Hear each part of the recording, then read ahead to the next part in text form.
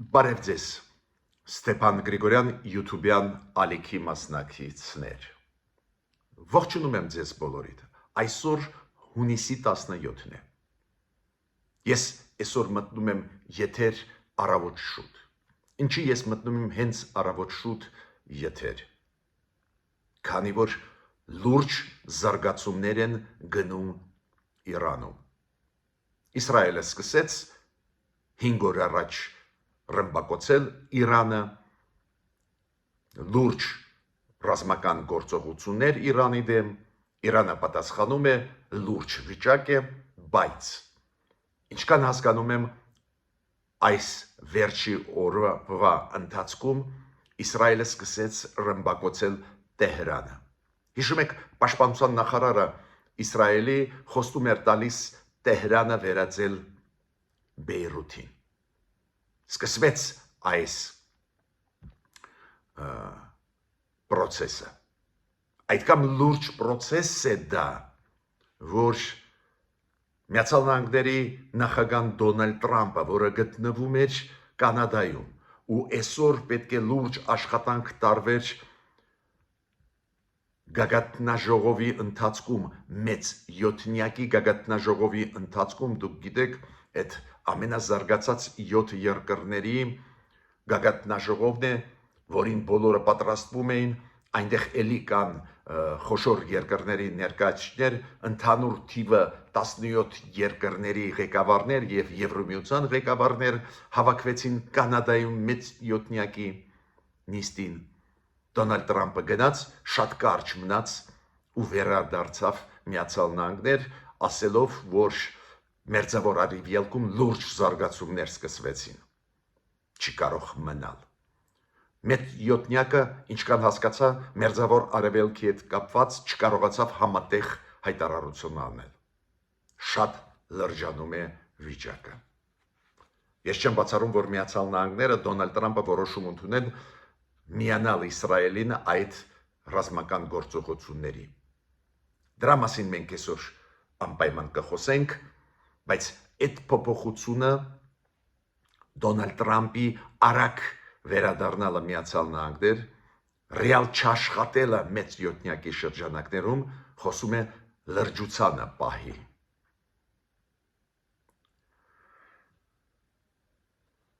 Հետևանքների մասին անպայման այս պատերազմի Իսրայելի Իրանի դեմ հետևանքների մասին մենք այսօր կխոսենք, մի մասը հետևանքների հիշում ենք, մենք կանխատեսել ենք, նոր հետևանքներ կլինեն, անպայման դրա մասին պետք է խոսենք, որ մեր կառավարությանը տանք առաջարկություններ, որ պատրաստ լինի մեր կառավարությունը այս կամ այն զարգացումների։ Ու այս ֆոնի վրա անչափ կարևոր է ոնց ենք մենք մեզ պահում Հայաստանի ներսում։ Ներսի մթնոլորտը իրավիճակը պետք է, ես կասեի այդպես, լրջանա։ Սկսվում է այսօր քարորիանիստ ազգային ժողովի։ Նայենք ինչ են քննարկելու մեր պատգամավորները։ Բայց ես պետք է ասեմ, որ ներքին քաղաքականության հարցերում զգում եմ տենդենսը, որ փորձ է արվում նորից սրել ներքին քաղաքականության իրավիճակը, ու ստեղ էլ մենք ունենք լրջագույն վտանգներ։ Բացի դրանից մենք կխոսենք նոր փաստերի մասին,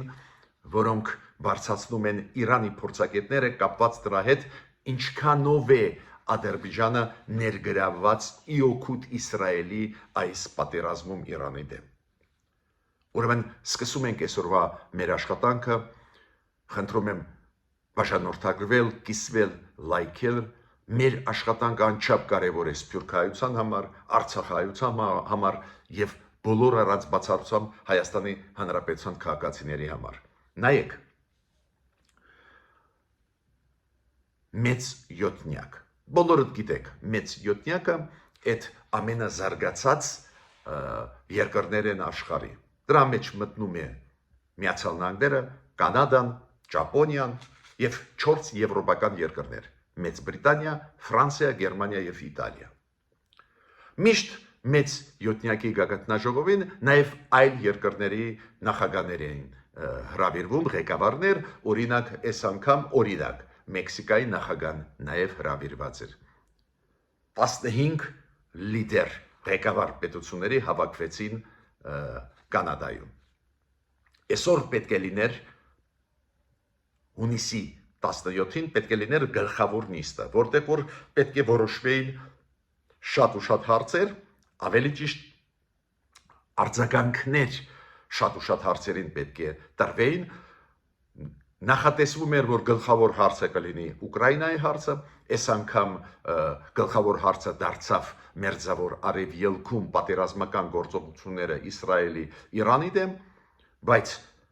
բոլոր այդ 2-3 կարևորագույն հարցերը պետք է քննարկվեին, նաև մաքսատուրքերի հարցը, այդ ամերիկյան քաղաքականության հետ կապված պետք է քննարկվեին։ Պարզը առաջինը դարձավ Մերձավոր Արևելքի հարցը։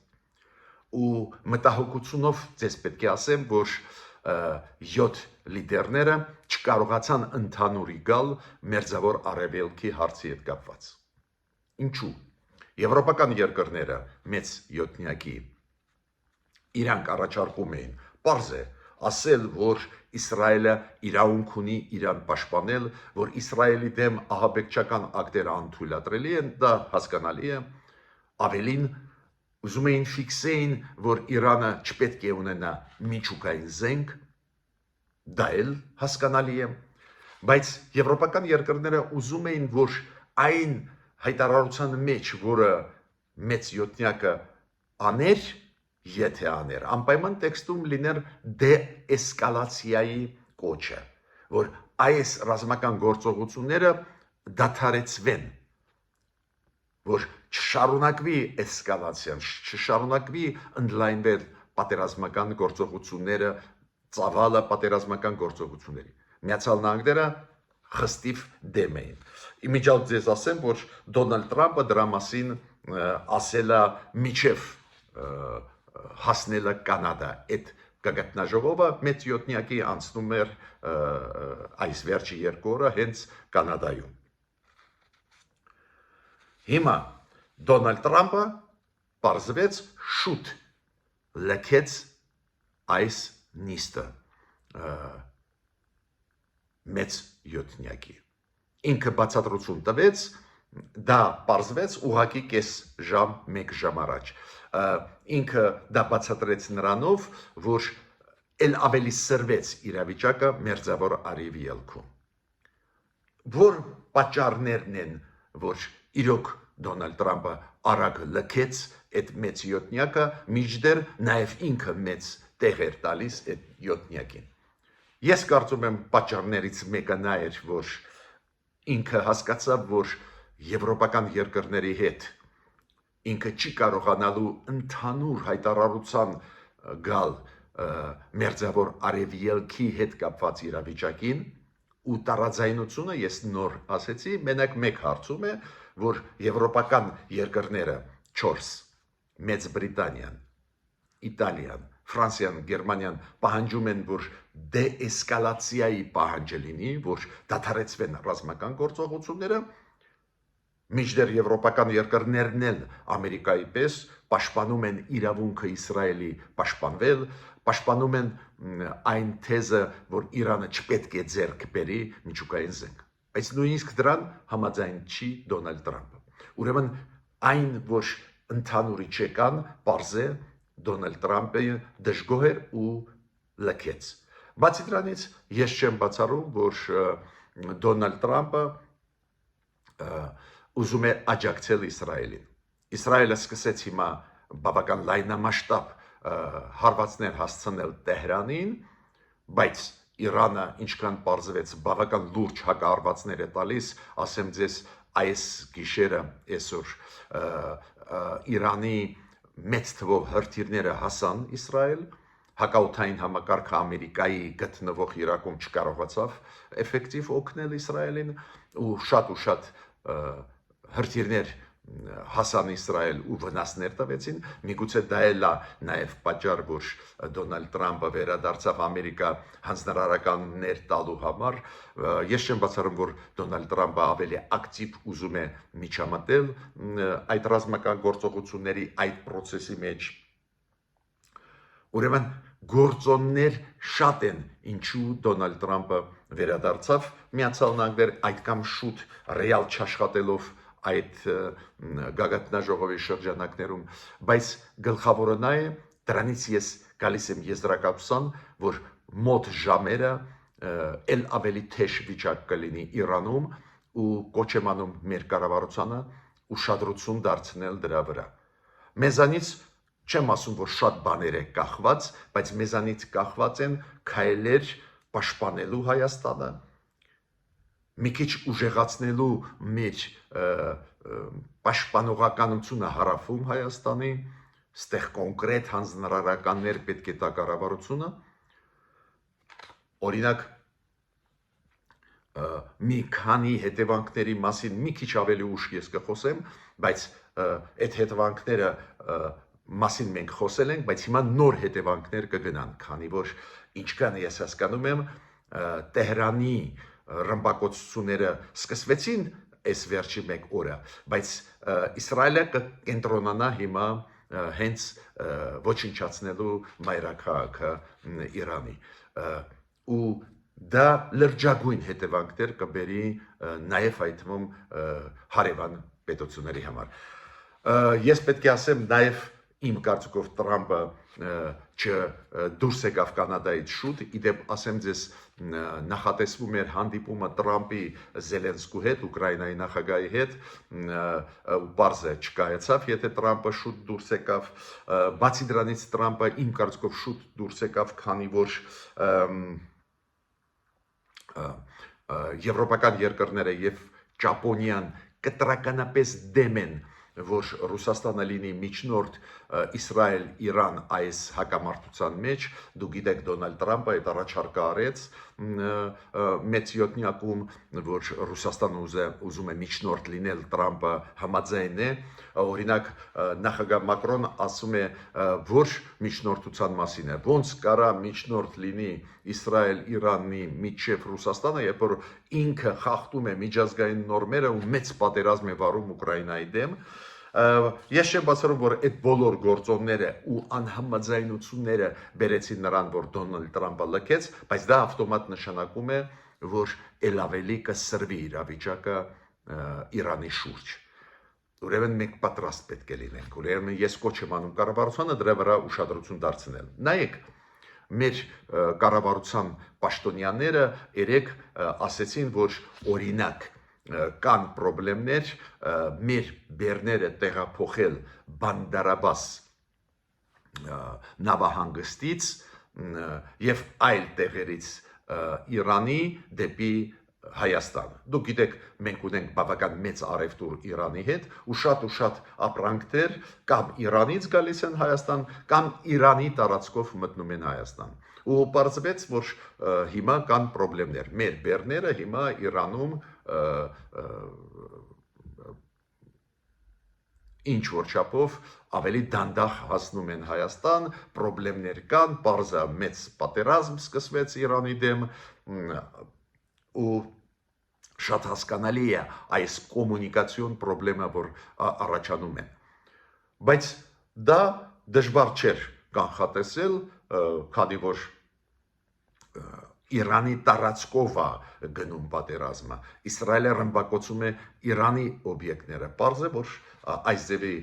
պրոբլեմներ առաջացան։ Ինչի մասին մենք ասել ենք, ավելին մենք ասել ենք, որ եթե այս ձևի շարունակվի, ընդհանրապես կարող է այս ճանապարհները դեպի Իրան ինչ որ ժամանակով փակվեն, եթե այս էսկալացիան շարունակվի։ Պարզվեց, որ 17 հոգի տուրիստ Հայաստանից գտնվում են Իսրայելում ու այնտեղ դիմեցին մեր դեսպանին, Իսրայելում մենք դեսպան ունենք, դեսպանին, որ ինքը օգնի, որ այդ տուրիստները կարողանան դուրս գալ Իսրայելից, քանի որ Իսրայելի բոլոր օդանավակայանները փակված են ու նաև այդ թվում գլխավորը Բեն Գուրիոնի անվան օդանավակայանը փակված է, բոլոր ցամաքային սահմանները փակված են։ Հիմա այդ 17 Հայաստանի Հանրապետության քաղաքացիներին չգիտեն ինչ անեն, բայց ինչքան մենք ունենք ինֆորմացիա, այդ հարցերով սկսեց զբաղվել մեր դեսպանը Իսրայելում, ինքը դիմեց կառավարությանը Իսրայելի, որ մարդկանց թույլ տան օրինակ ցամաքով դուրս գալ Եգիպտոսից կամ այլ հնարավորություններ գտնել հասնել Հայաստան։ Տեսակ պատերազմը բերում է հարցերին, որոնք պետք է մեր կառավարությունը լուծի։ Ես ասել եմ, որ ռադիացիոն, ճառագայթային ֆոնը, ճառագայթային ֆոնը կարող է բարձրանալ, քանի որ Իսրայելը լրջագույնս ռմբակոծել է Ֆորդո գործարանը Իրանի եւ Նատանզի գործարանը։ Լրջագույնս ռմբակոծել են ու այնտեղ համակարգերի աշխատանքային պրոբլեմներ առաջացան, տարբեր համակարգերի, նաև էլեկտրականության, ու դա կարող է բերել նրան, որ ռադիոակտիվ էլեմենտներ դուրս գան արտահոսք լինեն այս գործարաններից։ Ու մենք զգուշացրել ենք այդ պրոբլեմների մասին, նույնիսկ հիշում եք, ես առաջարկում էի, որ մեր կառավարությունը, երբ որ Իրանից մեքենաներ մտնեն Հայաստան, ստուգի ռադիացիոն մակարդակը, հիմա հանդես եկավ հայտարարության ՄԱԳԱՏԵ, այդպես լուրջ վերլուծություններով ՄԱԳԱՏԵ-ն միջազգային ատոմային էներգետիկայի գործակալությունը ու ասեց, որ այո, վտանգ կա, որ արտահոսք այդ ռադիոակտիվ էլեմենտների եղել է։ Ինչ եմ ուզում ասել։ Այս բաների հնարավոր բացասական զարգացումների պետք է պատրաստ լինես ու պետական ինստիտուտները քայլեր անեն։ Նորից նոր լուր եկավ կապված նրա հետ, որ Ադրբեջանը իօքուտ Իսրայելի աշխատում է։ Քաղաքագետ Սալար Սեյֆը, Իրանի քաղաքագետ, գրեց, որ իր տվյալներով Նախիջևանից եւ Լեռնային Ղարաբաղից, իրանք ասում են Ղարաբաղ, այդ տարածքներից իսրայելական անօթաչու սարքերը հարձակվում էին Թավրիզի վրա։ Բացի դրանից ինքը ասում է, որ Ադրբեջանը տալիս է Իսրայելին հետախուզական ինֆորմացիան, ագենտուրային ինֆորմացիան, ինչ է կատարվում հյուսիսում Իրանի։ Այդ կարևոր ինֆորմացիա է, անընդհատ գալիս է ինֆորմացիան, որ Ադրբեջանը իօքուտ աշխատում է իօքուտ Իսրայելի։ Ես նաև պետք է ասեմ, որ շատ լուրջ լայնամասշտաբ գործողություն է ծավալում Իսրայելը Իրանի դեմ, ու դու գիտեք նաև, որ Իսրայելը կարողացավ մեծ թվով ռազմական գործիչներին վերացնել Իրանի, Իսրայելը բավական էֆեկտիվ նաև հարվածներ է հասցնում տարբեր օբյեկտներին, ոչ միայն միջուկային ծրագրերի հետ կապված, այդ մենք խոսացել ենք, բայց այս գիշեր բավական լուրջ հակառակվածներ տվեց նաև Իրանը։ Ես չեմ բացառում, որ դա է պատճառը, որ Դոնալդ Թրամփը շտապ վերադարձավ Միացյալ Նահանգներ։ Միգուցե հիմա որոշվում է հարց. Միացյալ Նահանգները ուղղակիորեն կմիջամտեն պատերազմական գործողությունների մեջ, թե ոչ։ Միջ այդ, դու գիտեք, այս առաջի 4 օրը Միացյալ Նահանգները ուղղակիորեն ռազմական գործողությունների մեջ չէին միջամտում, բայց լայնամասշտաբ աջակցություն էին տալիս Իսրայելին, նաև այդ թվում հակաօդային համակարգը ամերիկյան աշխատող Իրաքում օգտագործում էին, որ հրթիռները Իրանին չհասնեն Իսրայել ու լուրջ աջակցություն են տալիս, չեմ ասում զենք, զինամթերք ամենաժամանակակից, որ սպասարկում են տալիս են Իսրայելի, բայց ես չեմ բացառում, քանի որ լուրջ հակառակվածներ տվեց Իրանը, միգուցե նույնիսկ Դոնալդ Թրամփը որոշում ընդունի, որ ամերիկացիք ուղղակիորեն կմիջամտեն։ Բացի դրանից, ակնհայտ է, Միացյալ Նահանգները հասկանում են հետևանքները, եթե Իսրայելը հիմա ռմբակոծի Տեհրանը, ինչ մեծ աղմուկ աշխարհով մեկ կբարձրացվի, ուրեմն լրջանում է իրավիճակը, շատ լրջանում է, ես պետք է մտահոգությամբ ձեզ ասեմ, որ շատ ու շատ լրջանում է իրավիճակը։ Իրանը նշեց մեկ բան, որ շոսը Շանխանյան համագործակցության կազմակերպությունը, դուք հիշում եք,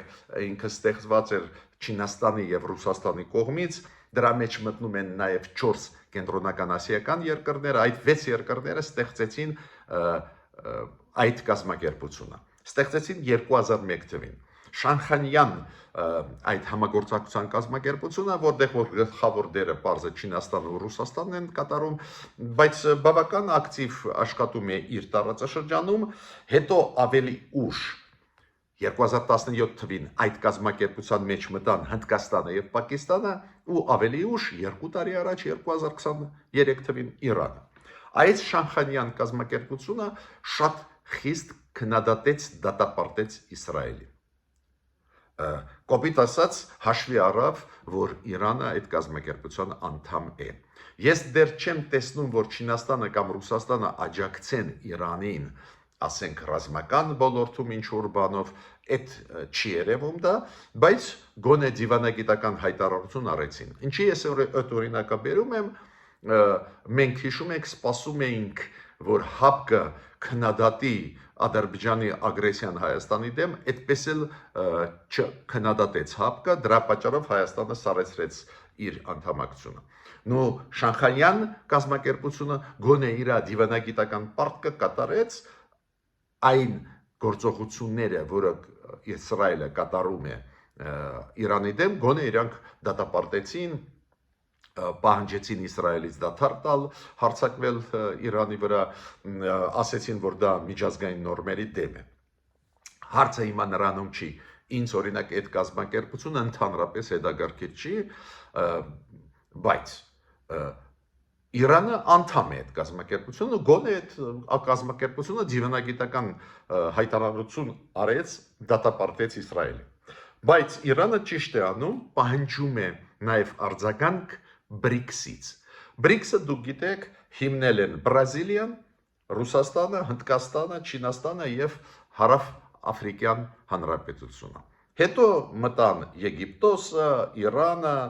Էմիրատները, Ինդոնեզիան, 10 երկիր անդամ են BRICS-ի,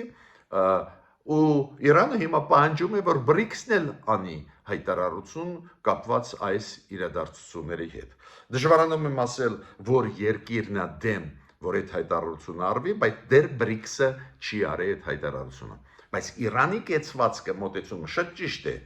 Ինքը նաև BRICS-ի անդամ է Իրանը ու պահանջում է, որ BRICS-ը